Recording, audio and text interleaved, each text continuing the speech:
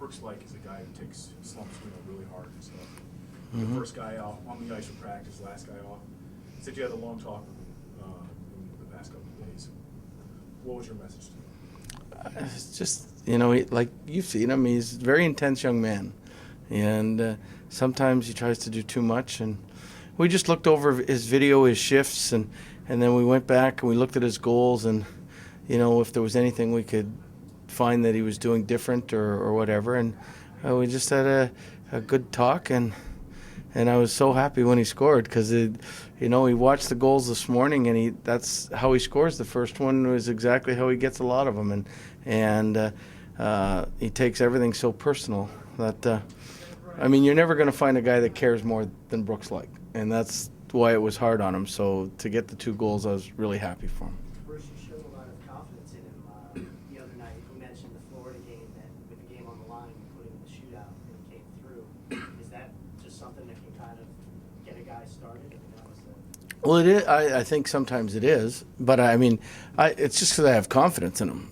Whether he went 20 games without a goal or not, I still believe in him. I've had him long enough that I know that eventually it's going to break out. Last year or the first year, Victor Kozlov went 30 games without a goal, but I'm still putting him out there because I know it's going to happen eventually, and when it does, then I'm not saying floodgates open, but it's going to be a lot easier for them. Win after a shaky first 7, 8, 9 minutes there, or maybe even the first half of the first period.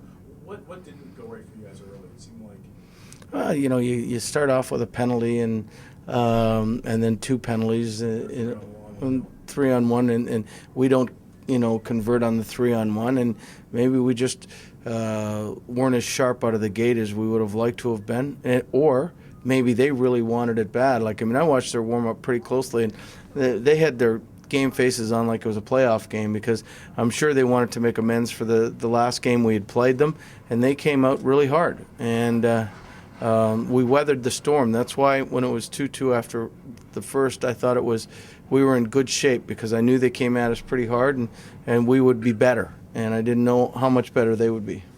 Theodore in particular seemed to pick up his game. The first 2 goals were kind of. Yeah, but he steadied the course and made us feel comfortable in the second period, and we got the lead. I was really secure with him today, and as it was the last game and in Florida as well. Was considering Ray Emery not playing as long, was it important to get those 2 early goals? No, I just, when guys haven't played a lot of hockey, they're probably a little rusty. So, it's always important to score to come back. They get a lead and we come back, but I don't know if it had anything to do with, how important it was in the whole scheme of things, so. Best save of the night might have belonged to Tom Cody when you guys were clinging to that 1-goal lead. The puck kind of bounced up in the air. Yeah. Missed it, and then. Well, hey, you need things like that to happen to win. And, our much maligned defense played pretty steady, I thought. Coach, you guys have 34 multi-goal games this year. The league average is 30. What do you think is the difference that you guys have so many more players score? Well, if I say anything, I'm going to get, all I can say is they're good players. No,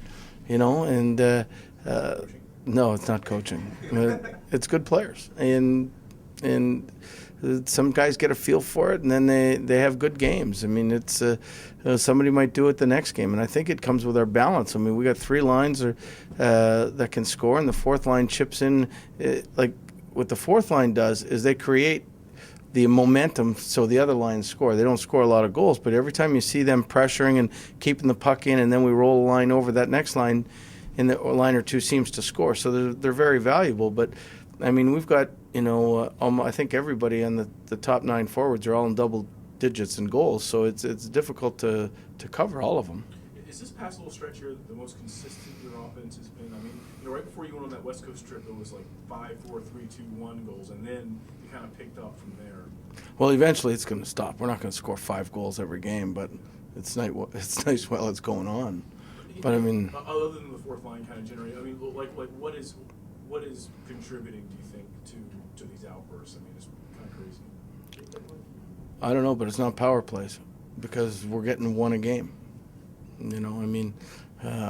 So I mean, if we start getting some more power plays, maybe we'll get more. Who knows? I don't know what's contributing to it. The guys are feeling it, and they're shooting and they're skilled.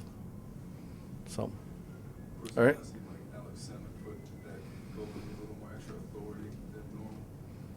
Well, I don't know.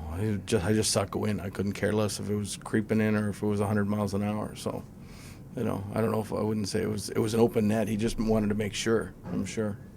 What did you think of his game overall tonight? It seemed like he was very involved with that between the leg pass. It seems like the past few games, despite the wrist injury, he's really kind of. Yeah.